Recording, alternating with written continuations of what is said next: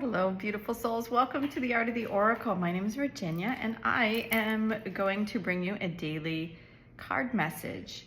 I tapped into my higher self, and what I heard was the earth breathes in you, or the soul of the earth breathes in you, and you breathe in the soul of the earth. And I think what that means is that we, walk around this earth as if we are separate. Like we are all individual, and the earth, we don't really connect to it on a personal level. And it's reminding me to remind you as a listener and a follower here that there is nothing that you do that isn't in union with the earth and our solar system, right? And everybody else here on the planet, is that the energy, this is kind of like a, what I heard was a closed system, meaning that we are all relating to each other or not. We are all bouncing around in the same planet, and we're each breathing in each other's air, each other's anger, each other's hope, each other's sadness, each other's excitement. So we are also breathing in the toxins that have been created. Even if we haven't personally created toxins, we're breathing that in as well. But we're also breathing in what the trees are gifting us, which is an opportunity to breathe clearly. So with all that being said, I'm feeling drawn to the spirit animals. So what would the spirit animals like to share with us today? Of course, we have some really interesting cards to come out. Magic works through you with the scarab beetle spirit, and then the chameleon spirit act as if. Both of these, look at how the colors, like rainbow energy and rainbow colors. We have 52, 5 and 2 is 7, and then we have 1 and 4, which is 5. So 7s are around opportunities, and 5 is around something that changes. And I love that that is part of chameleon spirit, because it's literally what chameleon does, right? So the scarab beetle, I think, is a very, let's see how we're doing with these, is a very sacred image to come out. And it is related, as we all know, in Egypt. And there, I think, was a belief that the scarab beetle helped align you with magic, with the magic of like earth and stars. So I'm going to go to the guidebook and see what it has to say. And it says, now is a time for great optimism, for you can accomplish anything you desire, and your creative endeavors will come to fruition. Miracles, opportunities, abundance, and love will appear seemingly out of nowhere as you allow spirit to work through you and magically manifest what you need. Yeah, so again, we have heard that kind of sprinkling of magic and creator energy and all that coming through in this whole week. The readings have been telling us that we have choices and opportunities for us to create, and that, new gifts are coming online as well, and that we are going to be able to see things in a very different way. So let's see what we have here with chameleon. Okay, so what the guidebook says is it's preparing us for changes that are here to benefit us, right? And that's one of the things that I just said. It's like in the beginning of the week, we heard that there were new gifts and changes and lots of things going on, and we were going to be a part of it. Like what I heard when I was sitting before the reading, that the earth breathes in our spirit, we breathe in the earth spirit. So we are here embodied at this time using this vessel, but our spirits are all here together manifesting and co-creating. So where are you? What are you creating? What are you bringing into this energetic field? Because changes are here, and we all know that, and we all want these changes. I think we all came to this planet for the changes. I'm kind of feeling like the tarot wants to come out next, and then again, we'll bring out the dragon. So, okay, so let's see what we have here. We have the 9 of Swords, and the Eight of Swords, and the Three of Cups. So the first thing that I'm going to say with all of this is that the Nine of Swords feels like it's this energy that's over here in the past, because it is going down from 9 to 8 and then a big jump to 3. The Nine of Swords is really about overthinking and getting in our head.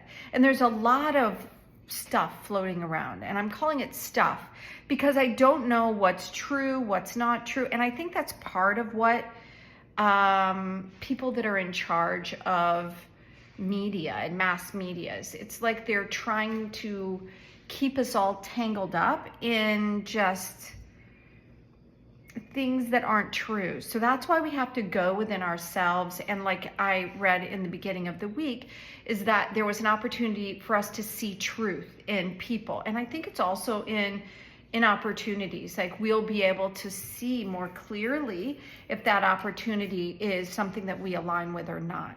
So the Nine of Swords is around that overthinking. And I think it's in the past because it's going from 9, which is all tied up, into 8, which again doesn't see its own hand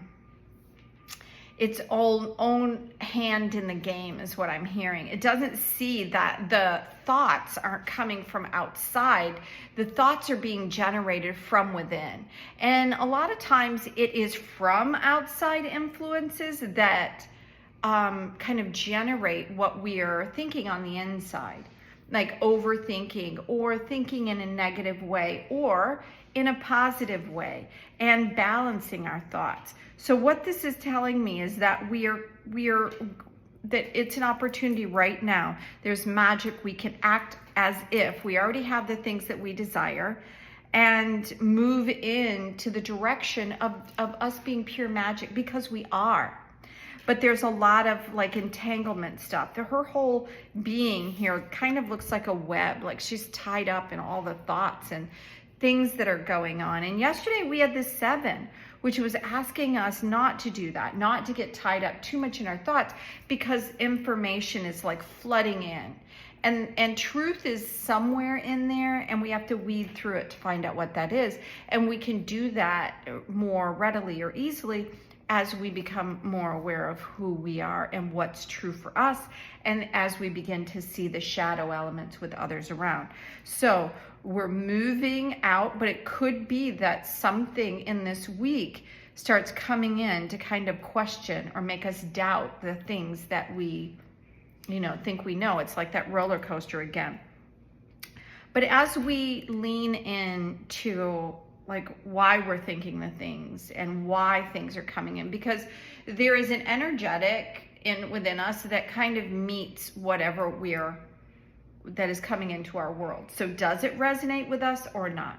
So now's an opportunity to let go of some of the past, some of the overthinking, some of the stuff that maybe we're all a little hard on ourselves, that kind of thing. Reduce all that, because the Three of Cups energy is around a celebration. It's around coming together. And I see this trinity here with the owls as like a sacred wisdom circle. Like there's an opportunity for us to get out of this old paradigm, this old way of thinking, and into something that has more clarity and more proven wisdom, and offer a time of celebration as you do that. As you all meet each other exactly where you are, you're going to find that you're going to resonate with different things. Okay, I'm going to go to and ask there we go. What the dragons want to share in this message, the Tender. So that did come out yesterday.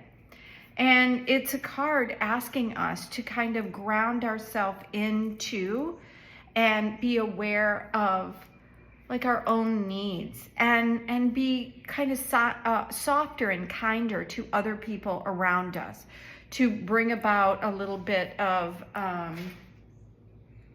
like open-heartedness. Even if we don't believe in what others are saying, we can listen with respect, and then, just not take it on. And I have a practice myself when I start taking on things that I know are not mine, that I ask for any cords that I knowingly or unknowingly gave or received to be released, and to go back with love and light, right? So you receive your cords back. I don't know why I stopped doing that cord cutting thing, because for some reason it felt like it was very violent and it left pieces of me. Like, because what happens when you cut the cords, you got two ends, and that means part of your cord is over there and part of their cord's over here. So that's just for me. Do you, whatever it feels, you know, appropriate. So I'm going to read what it says in the tender. It says, sometimes looking into the eyes of a beloved helps us see ourselves more clearly. Your beloveds are a mirror of you.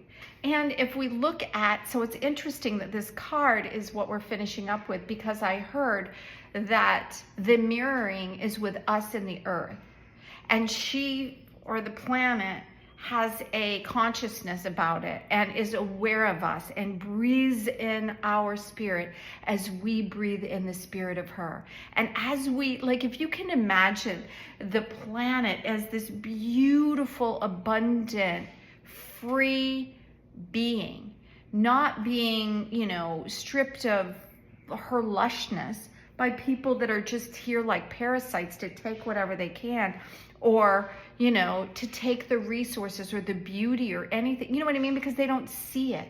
But if we can see it, and that means it raises that, that knowing or that beauty up to another level and releases us from that shadow element. Because the more, even if we see things that aren't aligned with us, we don't have to get involved with our heart. We can see it, notice it, send it love, release from it, and then bring and take your energy where you want it to go, to someplace nurturing, to raise that up. So I'm going to read a little bit more. It says, like a child, you are kind of like you are a one of a kind dragon, really, is what it says. And you deserve the most gracious attention. So handle yourself with care. That's what that tender part is. So thank you for joining me here at the channel. I hope you enjoyed the message. I'd love to hear from you. If you like it, give it a thumbs up and share it with friends and help me build the channel. Until tomorrow, have a magical day. Bye now.